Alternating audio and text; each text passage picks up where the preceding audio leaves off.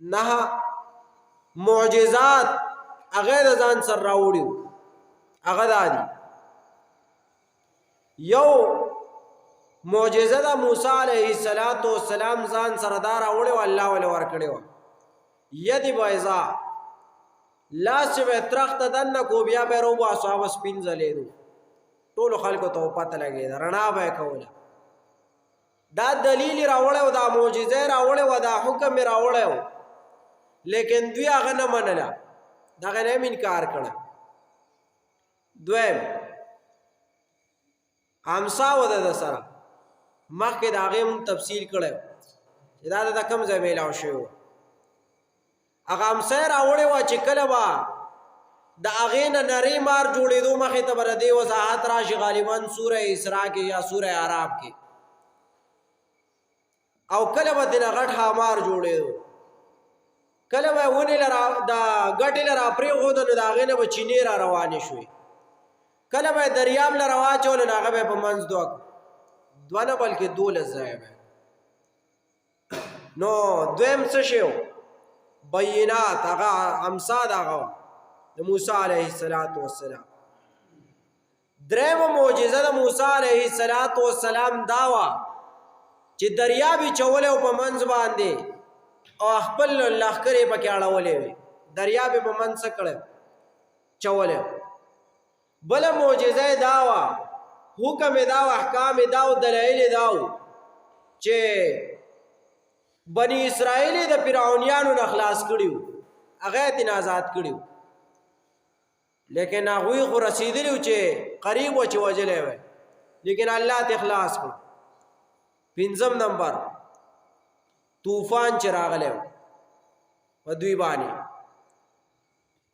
6 نمبر مولخان پې راغلی و د قات دپاره. 7 نمبر سپږې پې راغلی وې، سوره اعراف کې به د دې پوره وضاحت راشي. سپږې پې اړمې شوې وې چې دا ټول په څاروو په انسانانو کې ګډوډ.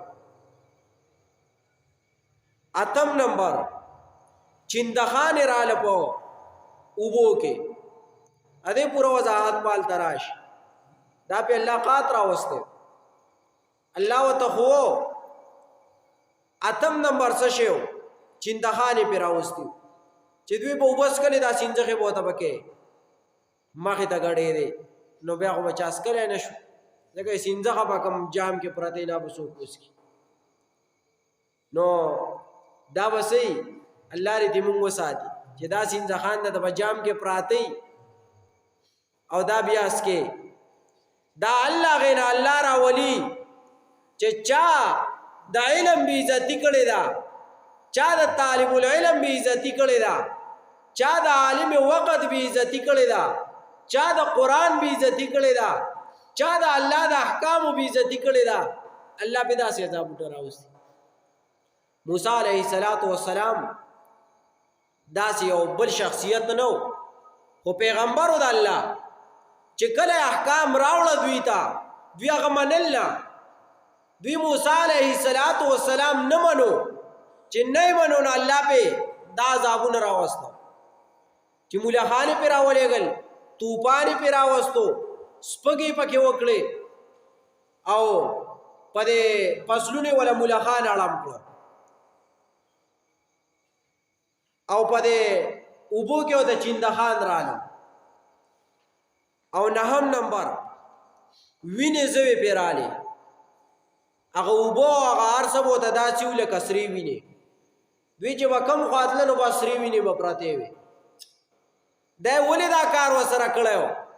د الله د احکامو خلاف یې کړی و، د الله احکام یې نه منل، د الله د احکامو مقابله یې کوله، د الله د احکامو متضاد روانو هغې ته اپوزیټ ولاړو.